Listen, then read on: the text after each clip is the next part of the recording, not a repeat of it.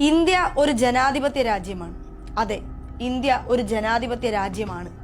എന്നാൽ ആണോ എന്ന് ഒരാവർത്തി കൂടി ചോദിച്ചാൽ ഒരുപക്ഷെ നമുക്ക് തന്നെ സംശയം തോന്നും.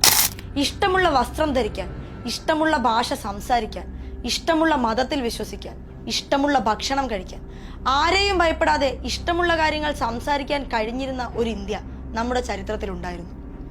എന്നാൽ ഇന്നത്തെ ഇന്ത്യയുമായി പഴയ ഇന്ത്യക്കുള്ള വ്യത്യാസം ഏറെയാണ്.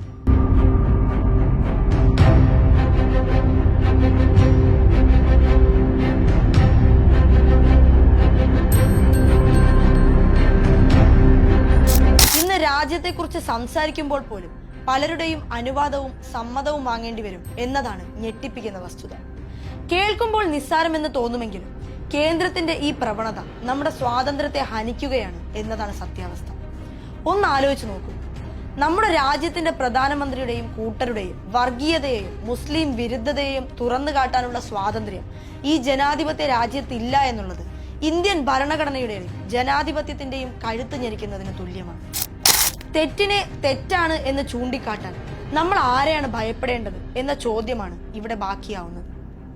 പ്രതിപക്ഷ നേതാക്കളുടെ ടെലിവിഷൻ പ്രസംഗത്തിൽ നരേന്ദ്രമോദി സർക്കാരിനെതിരായ വിമർശനങ്ങളും മുസ്ലിം പരാമർശങ്ങളും ദൂരദർശനും ഓൾ ഇന്ത്യ റേഡിയോയും സെൻസർ ചെയ്തതിലൂടെ മോദിയെ വെള്ളപൂശുകയാണ് എന്ന കാര്യത്തിൽ ലവലേശം സംശയം തോന്നേണ്ടതില്ല. സീതാറാം യെച്ചൂരിയും ജി ദേവരാജനും ലോക്സഭാ തെരഞ്ഞെടുപ്പിന് മുന്നോടിയായി പബ്ലിക് ബ്രോഡ്കാസ്റ്റിൽ നടത്തിയ പ്രസംഗത്തിലാണ് മോദി വിരുദ്ധ പരാമർശങ്ങൾ വിലക്കിയത്. തെരഞ്ഞെടുപ്പ് കമ്മീഷന്റെ പെരുമാറ്റച്ചട്ടം പാലിക്കുന്നതിന്റെ ഭാഗമായാണ് നടപടിയെന്നും വിശദീകരണം നൽകുമ്പോഴും അത് BJPയെ വെളുപ്പിക്കാനുള്ള കേന്ദ്രത്തിന്റെ തന്ത്രമാണെന്ന് ആർക്കും മനസ്സിലാകും. സീതാറാം യെച്ചൂരിയും ജി ദേവരാജനും നടത്തിയ പ്രസംഗങ്ങളിലെ മുസ്ലിങ്ങൾ, വർഗീയ സ്വേച്ഛാധിപത്യ ഭരണം, കാടൻ നിയമങ്ങൾ തുടങ്ങിയ വാക്കുകൾ അനുവദിക്കാൻ കഴിയില്ലെന്നായിരുന്നു ദൂരദർശനും ഓൾ ഇന്ത്യ റേഡിയോയും അറിയിച്ചത്. ദില്ലിയിലെ ദൂരദർശൻ സ്റ്റുഡിയോയിൽ നടത്തിയ ടെലിവിഷൻ പ്രസംഗത്തിൽ സീതാറാം യെച്ചൂരിക്ക് മോദി ഭരണത്തിന്റെ പാപ്പരത്വം എന്ന വാക്കിന് പകരം പരാജയം എന്ന് മാറ്റേണ്ടി വന്നപ്പോൾ ഫോർവേഡ് ബ്ലോക്ക് നേതാവ് ജി ദേവരാജന് മുസ്ലിങ്ങൾ എന്ന വാക്ക് ഒഴിവാക്കേണ്ടി തന്നെ വന്നു. പൗരത്വ ഭേദഗതി നിയമത്തെക്കുറിച്ചുള്ള പരാമർശത്തിലായിരുന്നു ഈ നടപടി. മുസ്ലിങ്ങളോടുള്ള വിവേചനപരമായ നടപടി എന്നതിൽ മുസ്ലിങ്ങളെ മാറ്റി പ്രത്യേക സമൂഹം എന്ന് പ്രയോഗിക്കാൻ ദേവരാജനോട് ആവശ്യപ്പെടുകയാണ്.